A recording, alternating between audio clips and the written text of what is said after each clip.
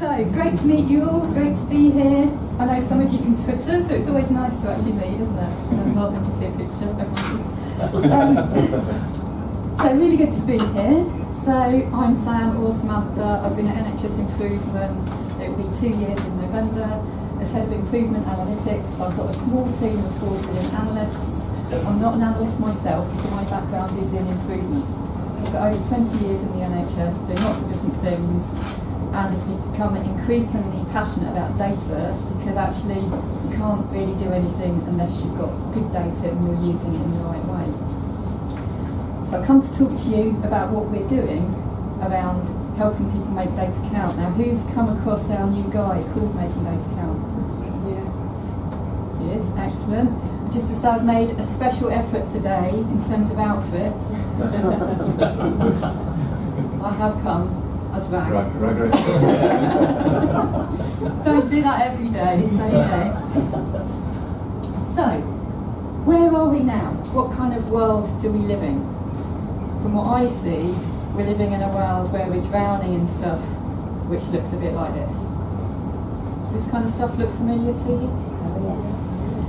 If you look at most board reports, and I'm going to talk a bit about the work that we've done with boards, Dorset Healthcare being the first board that we worked with, you'll see reports that look something like this. And we see data that's distracting rather than focusing. So this is an excerpt from a board that we worked with recently, but we see this the whole time, where we've got the good old 1 month trend. So we've got a really helpful arrow that tells us that the number's gone up. If we've got 2 numbers, what's going to happen to the second one? It's going to be higher or lower the same, yeah? So how useful is this? And we see particularly useful commentary here, not, that tells us that we're seeing an increase from 95.36 to 95.76. This is in a board paper. Is that useful or distracting commentary for a board or anybody else, to be honest? But this is the world that I'm seeing that we're living in at the moment. That's a bit like this, isn't it? Remember Bruce? A cards, right? So here's an example of some data which relates to targets around improving access to psychological therapies. It's all green. So what do you think when you see this? Everything's good. Everything's good? It's all green. So this is in a board paper that's 170 pages long. And when we run board sessions and many other sessions, we get people to look at different styles of data and to have a bit of a chat for a minute on what does it tell you and what would you do. So the trust in question was Dorset Healthcare. So this is the first board that we worked with, and the board basically said, everything's fine, not a problem at all. Move on. We then showed them this data, which you, being an informed audience, probably can see that actually we're looking at the same data set here. We're looking at an extended time series. The Dorset board were quite concerned about this indicator, rightly so, because we can see that something's going wrong. Now these are SPC charts. Are you all familiar with SPC? Fabulous. So here we're seeing concerning special calls, but they haven't yet missed the target. So we held up the 2 presentations to Dorset board and went, that's the same data. And they went, ooh. And then we said, and it's your data. Which kind of focused the mind. So I think from my experience, if we can start to play back data that's meaningful, that's local to people in a different way, which shows a different story, then that's when we can grab people's attention. And Dorset has done brilliant work since that session in November to transform how they're using data at board level. Actually, I'm visiting later this week. Yes. So did the green provide true assurance? And of course the answer is no. So the green masked what was going on. Now at NHS Improvement, we have not got this all right, so I'm on a mission to try and get us to use data correctly. Because some of my colleagues would say they're not interested in this indicator until it goes red, which we can pretty much predict is going to happen soon. I'd like us to have a conversation when we see that something is happening so we can avoid that happening. So, There's a really strong evidence base that says that we make better decisions if we use SPC. I have to be honest, when I started this job, I wasn't aware of the vast bulk of published papers around this. Are people familiar with the evidence base? No? So the important papers are referenced in Making Data Count, but just to say there's lots and lots of evidence. People have been publishing on this for years. In particular, Professor Mohammed has published a lot on the benefits of SPC, and yes, it started in the manufacturing industry, but it's very applicable to much of the data that we look at in the NHS. If I'm going to encourage you to read one paper, it's this one. It's only 2 pages, it's freely available. It's by James Mountford from the Royal Free. I think in a nutshell, this encompasses the dangers of red, amber, green, the consequences of overreacting to normal data, and the benefits of SPC. These links are in Making Data Count. So just as a refresher, and this is what we're going around and teaching various audiences, including boards and pretty much anybody that I can get in front of. So yesterday I presented to all of the analysts at the CQC. Had meetings recently with HBIP as well to talk about how we might jointly work together. So the anatomy of an SPC chart, the time series chart, as we know, with 3 reference lines, the mean, and 2 limits that are either called process limits or control limits. We prefer the term process limits because control, what's the connotation of that? So, what else have we got? The thing that's been interesting to me is most people, even if they say that they know about SPC, actually don't understand that 99% of data points are going to fall between those limits. And that's really important to understand. Historically, of course, we've used SPC as an improvement tool, but one of the things that I've been talking to boards about is this is actually a much better way to provide yourself with true assurance rather than your traditional red, amber, green. Yes, we need a minimum number of data points for robust analysis, and there's lots and lots of debate about how many points is that, and we could debate that forever. What we're saying is, for robust limits, we would say 20 points. It doesn't mean that you can't do it with less, but you just need to be aware that your limits are not going to be quite as robust and reliable. And of course there are rules, there are SPC rules, but actually most of us don't need to know all of the detail of the rules. These aren't all of the rules, but these are the ones that we see most useful for working in the NHS. So point outside the control limits. Clearly that's unusual if we know that 99% of points fall within the lines. And then we've got the trend, and we've got the shift. So if one of these rules is triggered, it's telling us that something unusual is happening. This isn't something that's likely to be happening by random chance. Are we best to leave questions to the end, or as we rise? Is that right? Because one of the questions I get often asked is, if you plotting the dots prospectively, how many dots on a downward trend do you wait until you respond? Because people try and say you don't react to... Nice prompt for the next slide. Okay, brilliant.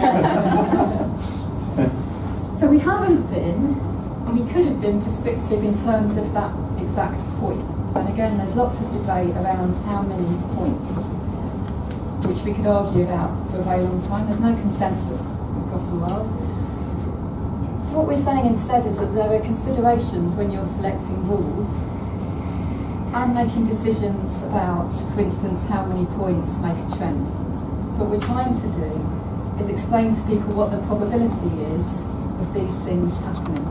So if we look at a trend of 6, it's got a 1 in 64 chance of occurring.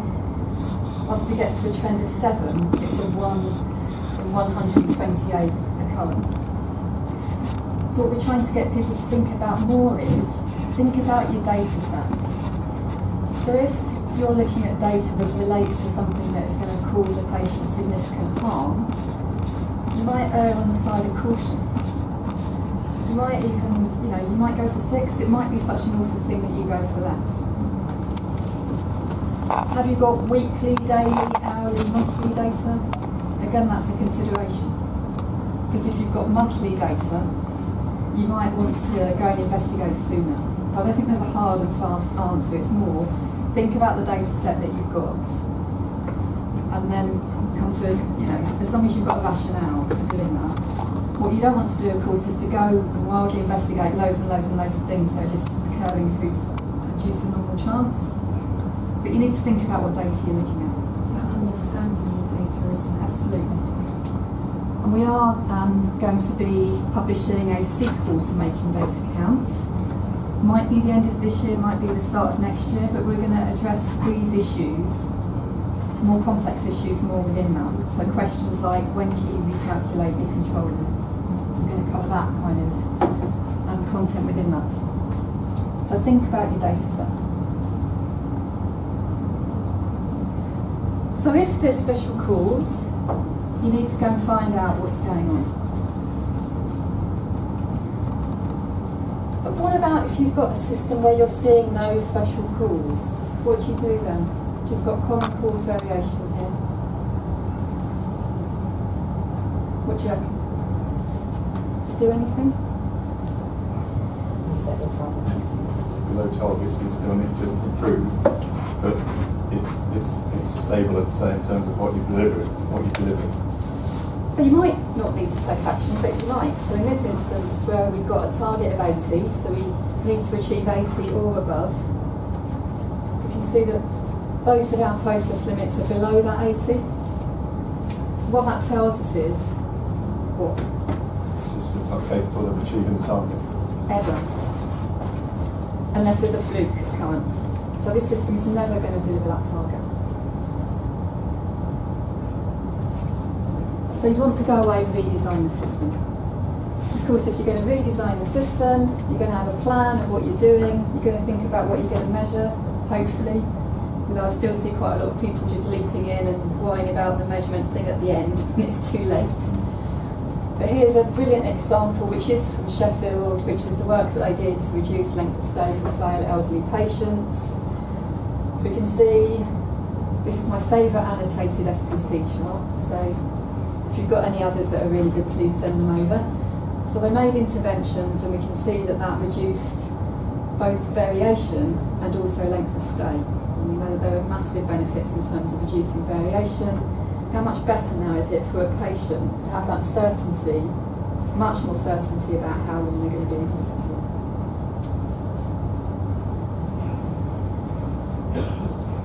So when I work with boards and different types of audiences, we tend to play back data in a variety of different ways. So here's an example, it's mandatory training compliance data. Here we're seeing a picture that's all red. And by the way, at this particular trust, it's been red for a very long time. So what do we think? What do we feel when we see this? There's no nuance. Getting worse, getting better. Mm-hmm. No idea, it's bad. Mm-hmm. Do something. That's it. Yeah. This was Chelsea and Westminster Hospital, and every board meeting, the non-exec directors would go, it's still red, do something. It's all bad, and this has been going on for months and months and months. You present the data back as an SPC chart, then we see a different picture. So here we see positive special cause variation, which suggests that something that they did actually worked and made a difference. But we are quite some way away from the target still, aren't we? So this prompts a different type of conversation that says, well done, whatever you did, that really had an impact. But is that sufficient? Do we need to do something else to get to that target? So it totally changes the nature of the conversation, purely by really plotting the dots. Okay, so we often see indicators that flip-flop between red and green. Maybe there's some amber in some of the reports. Do you see stuff presented like this? Does it encourage knee-jerk reactions?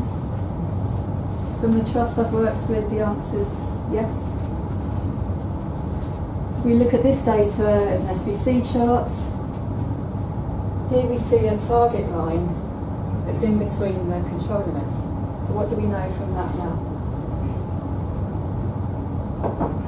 okay in terms of it can achieve the target, but it's variable. Sometimes.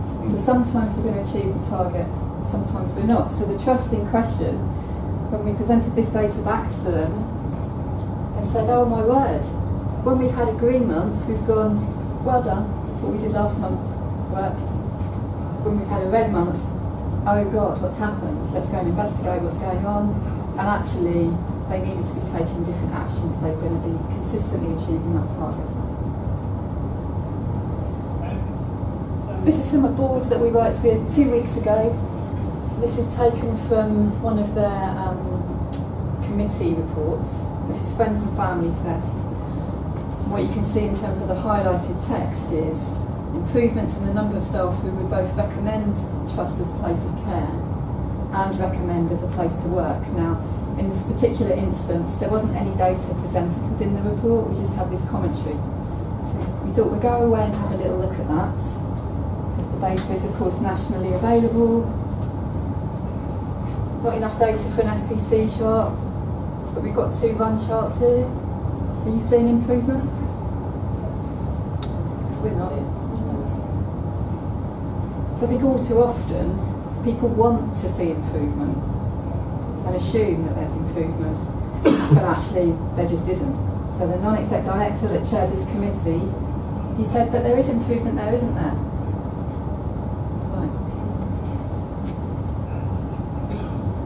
Culture that comes down from the top there, isn't it? So are the action plans that they've got in place to improve this particular really important area for this trust, are they working? Doesn't look like they are, does it? So we're not just trying to dispel red, amber, green. We quite often see reports and graphs that look like this, where we've got different coloured lines for different years.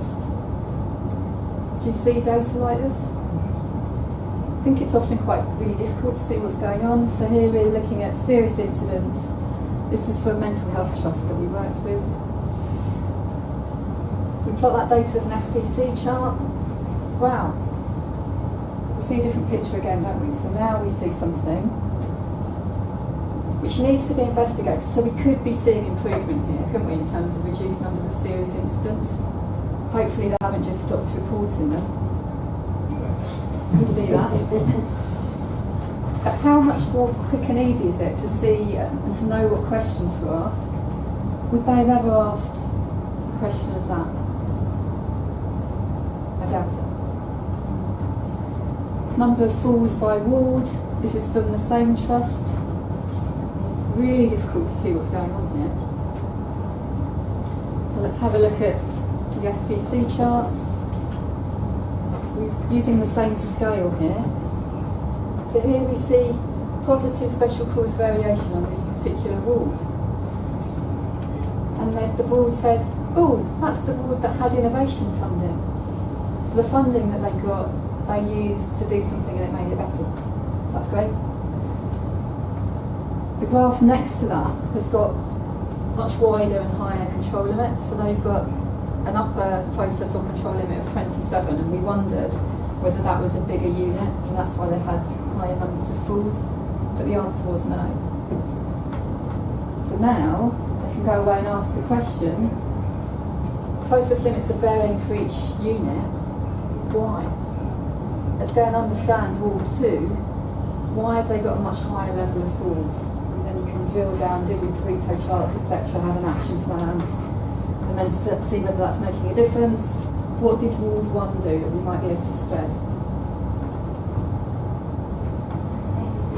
So one of the things that we've been challenged with is, people are kind of drowning in reports, aren't they? Whether it's audit reports or performance reports, whatever it is.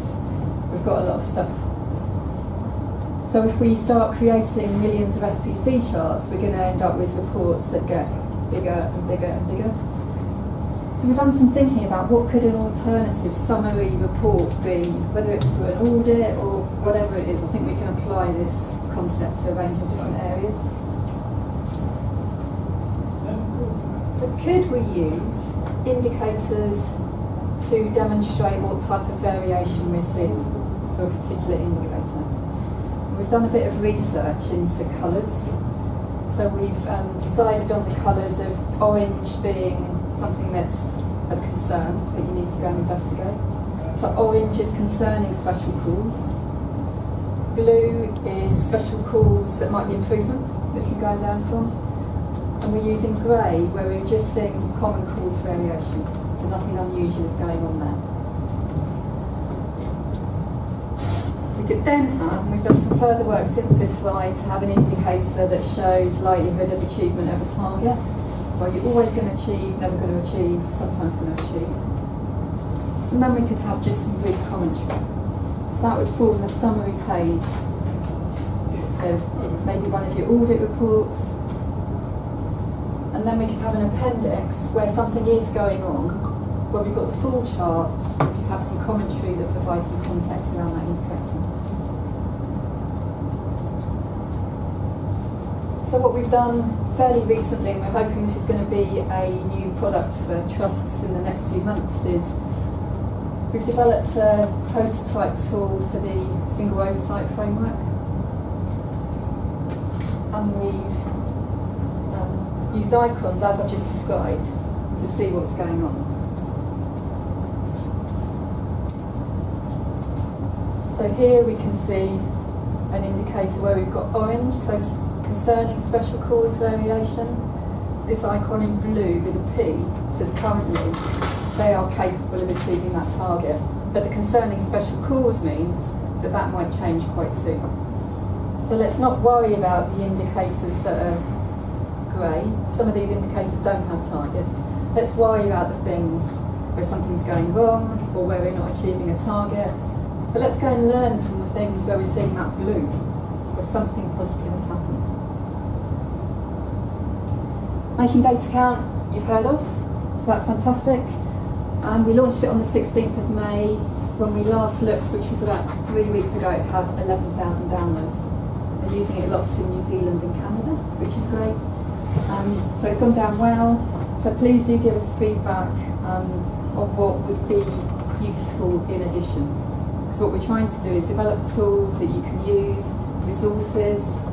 We are going to be running some regional events to try and create some Making Data Count ambassadors. I'm hoping to get some Health Foundation funding next week to support those events.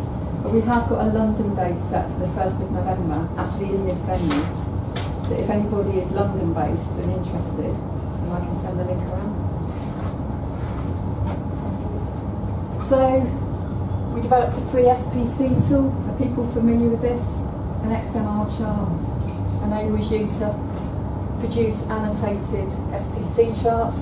This happens to be my daily weight. Where the range of interventions that I assumed was going to make a difference, like a whole green cleanse that involved me drinking liquidised broccoli and celery, which was really disgusting, made no impact at all. Reverted to my normal diet, made no difference. Went to India, came back, no difference. Started the gym, put on weight. Went on holiday, lost weight, and now I can see lots and lots of special calls here. So I'm going to recalculate those limits because I feel like now I'm operating in a different environment. I'm going to the gym a lot. I'm being more careful about what I'm eating. So, real life example there. So within the next day or so, fingers crossed, touch wood, we'll be making available via our website equivalent tools for different types of chart. So we're just waiting for our comms team to upload them. I can't remember all of the ones that we've done, but there are more charts that are coming. And in the sequel to Making Data Count, we'll be covering when do you use what chart. The XMR was good enough for us. This is the Twitter map of when we launched Making Data Count. Who's this over here? So I don't fully understand this, but if somebody's named, it means there was quite a lot of Twitter activity around you, so thank you. That's good. And I think that we are getting to a stage where we're getting to a bit of a tipping point, so people are starting to, take that step and maybe do something differently. They're starting to be brave, and some people I've spoken to are a bit scared about, am I doing it wrong? There's been a few people that I've met that put something out on Twitter. I don't know how many of you are Twitter users. and they were pleased with what they'd done, and then somebody comes back and says, oh, that's wrong. And it's like probably some minuscule tiny thing, and it scares them, and they go away and they don't do it. It's like, do it, you know? It's probably going to be better than what you've got already, so just crack on. People are pledging action. Oh, That's why I'm here today. That's why I'm here today. I happen to have some pledge sheets. Should any of you wish to pledge just for yourself or publicly, then there you go, because I think we've all got a responsibility, and it feels like we're getting traction at a range of levels now. We've got a lot of boards wanting support from us, so we've now done 13 board sessions. We've got a list of 40 trusts that want board sessions. This is a quote that we're allowed to use from a session that we did recently in Lincolnshire, which we quite like. All trusts should do this. It's like switching the lights on so you can see the data. I think that's what we've been trying to do, and it's starting to work. So my suggestion is that if we made better use of our data in the way that I've described, we'd be much less headless chicken. Based on this picture. But it would avoid, you know, we're overreacting so often to data that's just going up and down. We're missing things that are changing, whether they're good things or they're bad things. And we know that people are just chasing around trying to explain away things that are just normal. But actually we want to be focused on the things that are going to, short collar, make a difference to a patient, yeah? Because that's what we're all here to do. So that's why I'm on a bit of a, you know, one woman mission at the moment. I know that you guys are doing really good stuff, which is why it's great to have the opportunity to talk to you, because I think you're in really influential positions to actually really start to drive some change. And, you know, let's see how we can work together to drive this agenda. So the meeting that I had recently with HQIP, we were talking about how could we maybe utilise some of the national audits and present them in a different way. Yeah? Yes, please. So it would be good to know, you know, from your perspective, what would be the most useful ones? Where do we start? Because I'm quite practical. I don't want to have a plan to boil the ocean. I want to start with something and do it. Start with the ones used on the CQC Insight dashboard, Okay? because that's where boards are focused. Okay. So that would be something that, you know, I think key. We haven't got a firm plan at the moment of exactly what we're going to do. But maybe if we could utilise this group.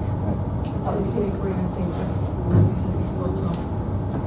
I mean, Mirek's the only HQIP representatives in the room at the moment, and just reiterate that Mirek hopefully take this back, because I know from your presentation in a moment that's what HQIP's journey is. So I don't want to read on that. Yeah, exactly. Hoping to get some funding from our foundation. Exactly. Yeah. You'll be Next there week, this week. to turn the CQC applicants into launch up via an app. But, you know, it takes some time and costs a bit of money, but we'd be very keen on getting your input for that, and we have been, so thank you for those that have commented. But also, do vote for us next week. and for Sam. We only get one vote, don't you? Oh, I don't know. But we've got a good chance.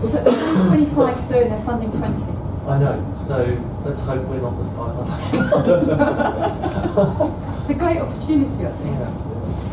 So, yeah, so again, it's a bit of a catch-22 really, because it's good to see the NHS using national clinical audit, but then if they're using it as a stick, not a carrot sort of thing, then, and again, when with having the box plot like is being used at the moment, you're always going to have a bottom 25% and you're always going to have a top 25%. So, but you know, do we need to factor in a standard in there so that everybody can achieve it, sort of thing? So you don't have to have a bottom 25% quartile or whatever. So again, that is all about, are they always in the bottom 25, or does that vary? And again, I think that's the intelligent analysis that hopefully we can add to it, really, because again, it's good because that piece of work has made the conversation around national clinical audit so much more around up the agenda, as it were, in local trusts. But at the same time, it's got to be used right, hasn't it? And not people think we've got to do this because everybody's expecting us to, but we're doing improvement because it's wanted to be. That's what we want to do, sort of thing. So parting thought for me then. So I want to start a revolution. When I said to my partner, he said, you can't say that because, violence and everything. So this was a peaceful revolution, so that's what I want to be starting, but I need all of you to come with me and make this happen. So this was the Velvet Revolution, apparently. So that's what we need to create, I think, in the NHS in terms of how we're using data. Just going to tweet, audit managers are revolting. We're good at that. We're good at that. Isn't it solving and nice? Yeah. It's a double-headed presentation, and I'm going to give my views on this at the moment. But I think it's a good point. Exactly. So last slide from me. Really keen to work together. We've got the docs. So hopefully this is the start of a dialogue and a relationship in terms of taking this forward. Okay. Over to you, I think. Yeah. So if I just do my few slides, and then we'll have a bit more of a generic discussion about helping Sam with her revolution and how we can be a part of that. So, but thanks again for Sam doing great.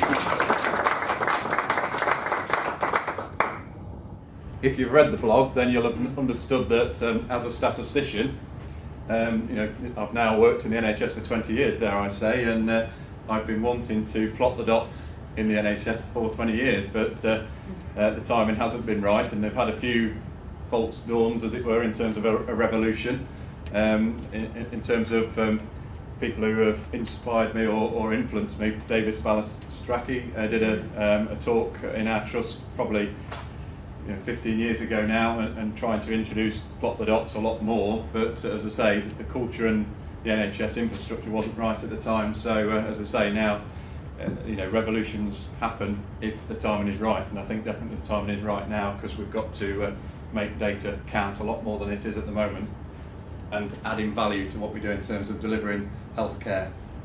So my plan for my 20 minutes of this bit is just to give you an understanding of my journey and understanding where and why we do a project, because that's important, and we've been doing a lot of work with that. Dangers of re-audit, that's my big mission, because I see a lot of re-audits, and I'm not too sure if we're making the right conclusions from re-audits. Limitations of clinical audit as a QI tool, and again, just sharing a few examples from my own trust and our own data about how you can use plotting the dots.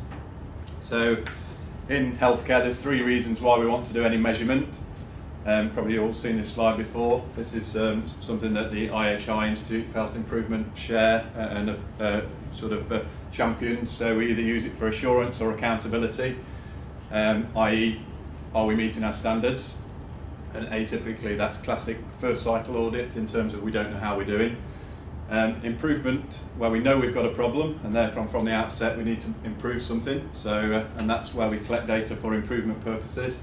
Or we don't know the best way to do something, and therefore we need to do research to find out the best way to do that. So every time you get a project planner coming through your office, or you see a project in terms of something wanting to do something in terms of data, it will always fit in one of those 3 categories. And it's our job to make sure we understand where and why the project's needed, and then advise them exactly where it fits, because as I say, we see a lot of clinical audit try to be watered down research. We see a lot of improvement work actually just being assurance work, and this is a slide again from the AHI, and again all these slides that we share today will be shared. This is a great one in terms of you just thinking about why and looking at the aims of a project, and then fitting that into what's the appropriate methodology, and as I say, making sure that we get the right tool for the right project, which I know Sarah's been on a mission to influence the CUSA course around that NHS Improvement have been doing.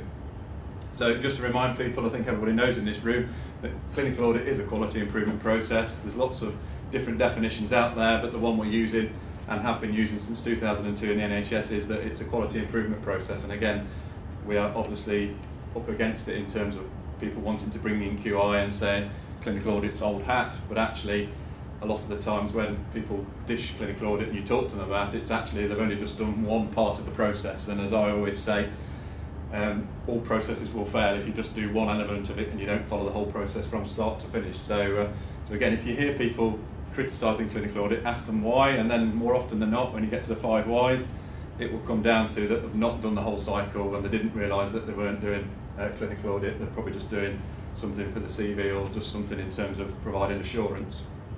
So this is the slide that I produced in my trust, and it's as close as we've got anything going viral on Twitter in terms of clinical audit. This is the one that I do get often the most feedback around, in terms of we've got these 2 questions now that we use in our trust to say when we're doing a project and people want to call it an audit, what 2 questions do we ask? Well, first of all, do we say, do we know how we're performing against our standards? And if we do, we say, do we need to improve? If they say yes, then we say, right, we'll do a quality improvement project because we know we've got to improve, and we need to do runtime charts to enable that to see whether we're doing it or not. If we don't need to improve, then we just say there's no project required, and that's the end of. On the flip side, if we don't know how we're doing against our standards, and we should know how we're doing against our standards, then we need to do a more robust quality assurance driven audit where we've got representative samples, and it is more like the first cycle to actually make sure we are capturing from the baseline that we are knowing how we're doing properly. So again, that sometimes flips from that bit to that bit to that bit. So in terms of we've done an assurance audit, we're not doing anything in terms of what we should be doing, so therefore we need to improve and change how we tackle this project and learn what the interventions are doing as we go along. So this is my own analysis that I've been doing from the projects that I've been supporting over the last 20 years in terms of looking at aims and objectives, and then looking at the language, and then deciding on from that language whether it's an assurance aim or whether it's an improvement aim. And again, this is built on some of the work that the Healthcare Quality Quest have done around their 3 C's work. But ultimately, if they don't call it the right thing, I can look at the aims, use this matrix, and then that will tell me whether they really want to find out some assurance data or whether they want to improve. Because again, we can then push that back, because if they say they want to do an improvement project but they're using assurance language, then that's how we can influence that project to say, right from the outset, we've got to have a SMART objective, what is our outcome we're looking for, and how we're going to measure that in terms of the right parameters. So again, that's something I'm quite happy that we share and hopefully use in terms of helping us look at planners and decide on what sort of projects needed. So, health warning, beware of samples. The biggest risk in our industry or our profession is the use of samples, quick and dirty data collection, where people need to do something, they've been told to get on with it, they've got limited time to do it, so they'll pull something together and call it an audit, and then say, make a judgment on whether we're doing well or not against our standards. And as I say, I'm not even going to time to go into the first line of audit, but quite often I can't lose count of the number of audit meetings that I've been in a room where this is the slide that they put up. So we did a spot check audit back in April 2017. We got 40% compliance. We've now done a re-audit through a spot check, and we now have 70% compliance. So well done everybody. We're now 30% improvement since the last spot check we did. Is that the right conclusion? No, I'll be brave. Would we accept that? If that came through our desks, would we say, well done, there's a 30% improvement from first cycle to second cycle there, more often than not? We would, and as I say, and it happens in my own organisation, as I say, it is happening, and it's worryingly, we are making probably, there's a danger of providing false assurance that improvement's actually happening when it's probably not. And again, this is anonymised data, this is fictitious, but it's based on examples that I've actually seen. And as I say, it's impossible to tell, and spot check audits are for assurance, they're not for improvement monitoring. They are just to do a spot check to see, are we following a guideline, yes or no, and that's all it is for. We can't use it as a baseline really, because it is just going onto that ward, looking at 20 sets of notes or whatever and saying, this is how we're doing. It shouldn't be there for, we'll look at it again in 6 months once we've re-educated everyone and seen if we've improved. That isn't the way to go. And as I say, are we using the same methodology? Is the same areas being audited, the same cohort of patients? Is there any potential bias we've introduced with the methodology we've used? Often there is, so it's not directly comparable anyway, even if it was something that we'd use. What's the sample size? Again, is that representative of the total number of patients that we see? And again, when we're using samples, it is just an estimate of the whole population. It isn't verbatim, this isn't the score, what we always achieve. This is just a point estimate within an interval where this is what's happening on whole population, we've just got an estimate of what's happening across the whole population. So we've got to factor in more around confidence intervals and actually saying there could have been an error in our sampling, but we know 95% confident that it's between these limits. And again, I don't see that very much at all in terms of how we're writing up. And as I say, I wrote a blog about that a year ago, and hopefully that's perhaps provided a few questions in terms of how we do this. So that data, looking at it holistically, just plotting the dots as Sam's been saying, baseline 40% compliant. When we've done the re-audit, 70%, but actually if you plot the dots, that's just natural variation. There's no improvement there at all. We know that the system is capable of scoring up to 70%, but also it's capable of scoring as low as 30%, so therefore that's what's happening. So that's where you then make your decisions, not on the basis of what we've just seen in terms of a snapshot audit. And in terms of us seeing an improvement journey, it would be much better to say we did a baseline, we realised that that's not great data, so we've started then our PDSA cycles to collect relevant data. What did we introduce at this point? Did it have an effect? Yes, it did, but it's not enough to reach the target, so then we needed another cycle of improvement, and then that's eventually got to our goal, and that would be much more better to see than the slide I put forward earlier when it said about 40% to 70%, and basically as a statistician, probability is everything really, and again, we don't discuss that at all, but what you want to try and do is rule out the chance of us improving that by being a fluke sort of thing. So, and this would give you much more confidence that what's happening is making a difference, and you know why there's been a difference, because on the previous slide, we've got no idea what made the difference. If it had made a difference, we can actually see where the interventions have been made and what's been effective. So that's definitely something we need to take into account. And this is a great slide I like to refer to for my clinicians. This talks about all of the different interventions you can take as a result of improvement work. And the ones at the bottom, the weakest interventions are education and training. Surprise, surprise. And a lot of action plans we get are educate people, share the results, present it at a meeting, rewrite the guideline type of thing. These are all less effective actions, whereas the force functioning actions, where we actually create a system where it makes you do what you want to do. So i.e. we've perhaps got an electronic system that actually you can't administer that drug without it being signed off by pharmacy or whatever it might be, and unless it's done that, you can then progress with that treatment of that patient. So it's where we actually intervene with force functioning elements, or it needs to be policy more than a guideline sort of thing. So that's just useful. So make sure at the start we know why we're doing a project, and then once we know that, we've got to be linking our projects. If they are saying it's for quality improvement, it needs to link to an outcome for patients in some way. A lot of what we do in the clinical audit world is just looking at process measures. So yes, we can say we've improved, we comply with our guidelines much more now, but actually, do we know whether that's made a difference to the patient's experience or outcome? No, we don't link it enough as we should. So again, that is an opportunity to say we need to look at that, and it will then help your traction to say if this cohort got the appropriate guidelines and their outcomes were 10 times better, and that's much more likely to have an impact on the clinicians in that room. So we've really got to make sure that if we link it to outcomes, then it will make people focus more. And where we've got grade A evidence, where we know the standard is going to make a difference, we probably don't need to track the outcome as much, because we know that there's grade A evidence there, and if we follow our best practice guidelines, we know that will make a difference, and therefore that's the opt-out that I've sort of developed in my thinking. So a few practical examples, plotting the dots.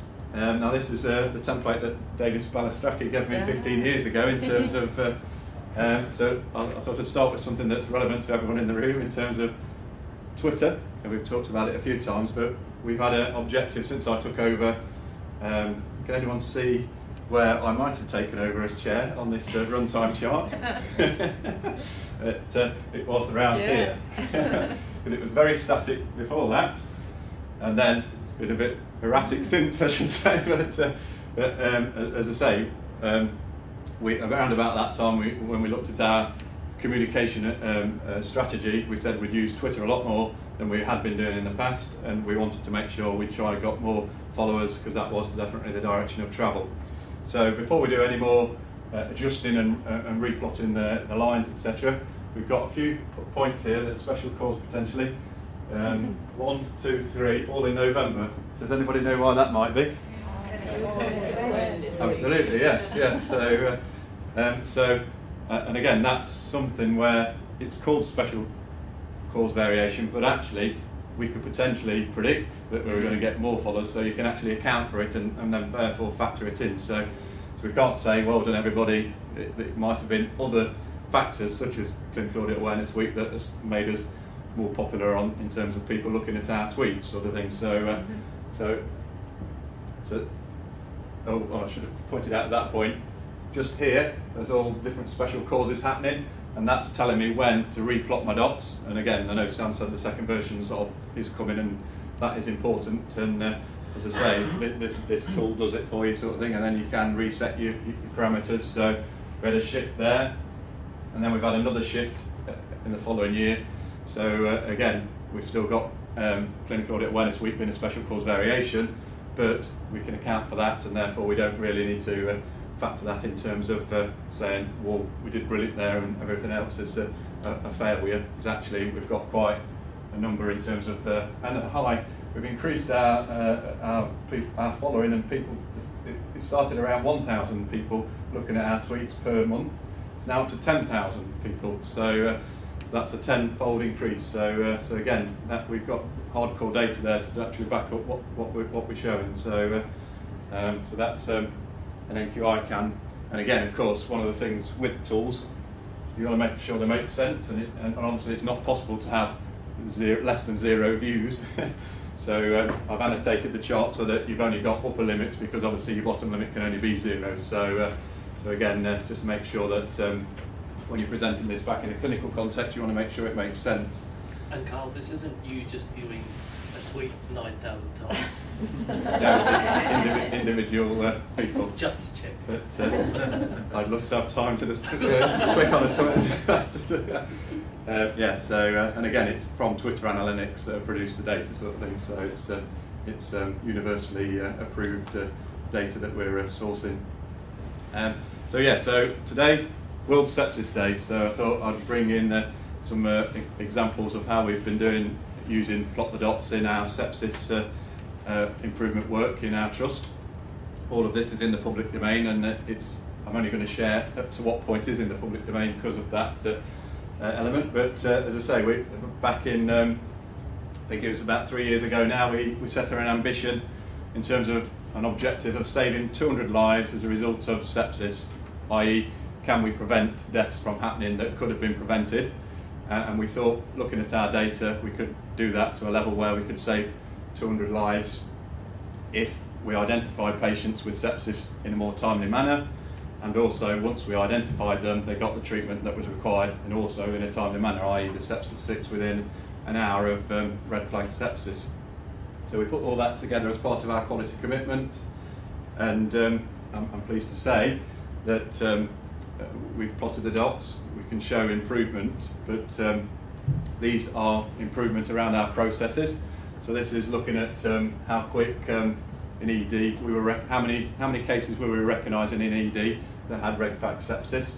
So it was around about 30 a week, and then we implemented a sepsis team at the door who then screened and identified patients in a robust and consistent way, and that went up to nearly 80 patients a week with red flag sepsis. So that wasn't an improvement. Those patients potentially were always there, they just weren't being identified. So that's knowing how we're doing with our process. So the first intervention brought about improvement around identifying the patients, and then as soon as we'd identified them, how were we doing in terms of sepsis 6 bundle within an hour, and also were there any harms which we classified as getting treatment after 3 hours. And again, it's pleasing to see that both our sepsis 6 compliance has gone up and also our harms have gone down. So as I say, so that's linking process with outcome. But ultimately, as I say, we wanted to see if we'd save 200 lives. and ultimately the number one indicator for looking at mortality in the NHS is the shimmy. And as I say, here's our plot the dots for our mortality rates. You can see there where we did the sepsis campaign and the sepsis team were launched, and our dots, although not a brilliant straight down trend, because there are lots of other factors involved here, we have now got to a trend where it's on a downward curve, and we can actually say we probably more than bettered our objective of saving 200 lives. So, and again, in our national ICNARC data, we've got a lot less patients with sepsis going to ITU because we're identifying them and treating them in a more timely manner. So again, that's another great example of how we're improving quality of life potentially by making people not get to that stage. So, so again, well done to everybody at UHL in terms of achieving that. So, but again, I'm being recorded here, but just CQC have helped us on that journey, shall I say, and some of the data that they got made us an outlier in some aspects. So again, that's helped focus the mind in terms of our improvement journey. But also we've learned from other organisations that have mastered this and tried to adapt, adopt or discard other things that have happened. And again, I think that the sepsis team has been a thing that we've been a forerunner with, and I think other areas are now looking to do similar, although it's important to make sure everyone owns the sepsis issue, not just pigeonholing it with the sepsis team. So, and again, that's the learning that we've got in terms of going forward with a sepsis team approach. So, what else is out there in terms of plot the dots? Well, I had a recent challenge around could I cast some views on this in terms of an approach from the Clinical Audit Support Centre around their annual survey, because the results from the CASA point of view was saying that for the first time in the last survey that there was more negative people thinking that they wouldn't, did you feel more positive or negative about clinical audit than you did a year ago? So, so the first time since they've been doing that for the last 7 or 8 years, it flipped over for the first time where more people were feeling negative than they were positive. So, so whilst those results are concerning, if you have a look back at the methodology, those plot the dots are based on samples where you've got to look at actually how many people potentially the survey is relevant to make that judgment, but also is the data being collected in a robust way that we can think it's reliable and telling us the actual account. And although the numbers were around 100, 150, when you look at how many people work in audit and improvement, then that was probably quite a small sample. And if you added confidence intervals across all of that line, it would probably mean that we've got consistent results from the off. I mean, as I say, in terms of it being an improvement or negative improvement in this context, I don't think it doesn't tell us either. But what you can probably see is that along the last 8 years, there hasn't been much changed, although potentially there has been more variation this year in terms of the responses. So it's probably something that we need to look at, and is this something we can influence as NQICAN or not? And as I say, there are obviously elements that we can do, but we've got to be careful. If things are based on samples, then don't fall down pitfalls that potentially could lead us to making the false impressions from data. So, so it's just a few final thoughts in terms of misconceptions around things. QI uses existing data, clinical audit collects data from notes. That's wrong. So clinical audit can use existing audit data or electronic data, and QI is obviously hand in hand with what we're doing, and is actually, as I say, a methodology that we use. And it's all about systematically improving what we're doing for patient care. So, so a lot of people, as I say, are using QI just lately and just thinking that's not related with clinical audit at all, but actually it is. So therefore, we've got to use the best use of the data we've got and analyse it in the most appropriate context. So, so as I say, right measures, looking at compliance with standards, data based on samples is a potential pitfall, but we've got to pick the right control chart, because as I say, there are lots of different types of charts you can use, and the best one I can find out at the moment, it's good to hear that Sam's working on providing this, but there is a nice flow chart that East London NHS Foundation Trust have provided, and again there's a series of questions a bit like the flow chart I showed earlier, and that will then tell you what type of control chart you need to use to plot your dots with, because as I say, the previous example from the cask, that wouldn't be, you wouldn't just use a runtime chart, you'd actually use a different type of chart. There could be an R chart or a P chart, or there's all sorts of X charts and things. So, and again, I think that's something that we can probably help in terms of looking at that and saying, in a clinical audit context, which ones are the most common charts that you'll use. So, so that's my point of view. So, and as I say, the timing has never been more right now over the last 20 years than it is now. And again, rightly so, this we've got to get it right. We can't turn a blind eye to it when we're in audit meetings where we can see potentially the wrong conclusions are being made. We've got to actually give our expertise and say, hearing what's being said, but actually you've got some reservations of how the data is. It's based on a sample. We've probably shown some sort of change, but is it improvement or not? We're not sure. And again, that's where we can say outside the meeting, we'll look at the data set with them more and see if we can apply some run charts, because it's quite easy to break down a whole audit data set into months or weeks or whatever to actually plot the dots if they haven't already. So, and certainly we can do that if it hasn't been done at the time, sort of thing. So, but certainly when we're looking and chasing up action plans, we've got to be making sure that those action plans actually need to be taken. So, okay. So, is there any questions on all of that? Sorry, it was quite quick, but as I say, I'm quite happy to share those slides and carry on the conversation, just like Sam has said, outside the room, because as I say, we're wanting to try and make sure that this is happening. And certainly I've not touched on national clinical audit, but I know Mirek, who's coming up shortly, has got some examples of plotting the dots from national audits, which is great. Okay. Very good. Yeah. All right. Watching them around football.